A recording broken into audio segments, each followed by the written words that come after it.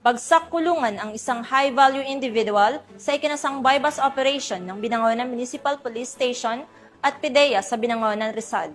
Nasamsam sa sospek ang hinihinalang ilegal na droga na nagkakahalaga ng mahigit 100,000 piso. Yan ang report ni Patrolwoman Jessie Cris Obrero. Isang high-value individual ang naaresto sa isinagawang bypass operation ng Binangonan Municipal Police Station sa Barangay Makamot, Binangonan, Rizal. Kinilala ang suspect na si alias Freddy, 42 anyos, walang trabaho at residente ng Barangay Libis, Binangonan, Rizal. Nakuha sa kanya ang 25.70 gramo ng hinihinalang shabu na may tinatayang halagang 174,760 pesos, bypass money at isang cellphone.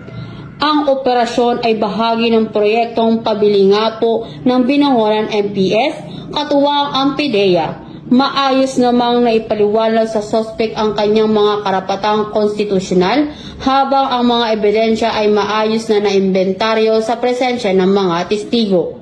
Nahaharap ngayon si Freddy sa kasong paglabag sa Section 5 at 11 ng Republic Act 9165 o Comprehensive Dangerous Drug Act of 2002. Mula dito sa Calabarzon, ako ang inyong Police News Network Correspondent, Patrolwoman Jessie Cris Obrero, alagad ng batas, tagataguyod ng Balitang Pulis.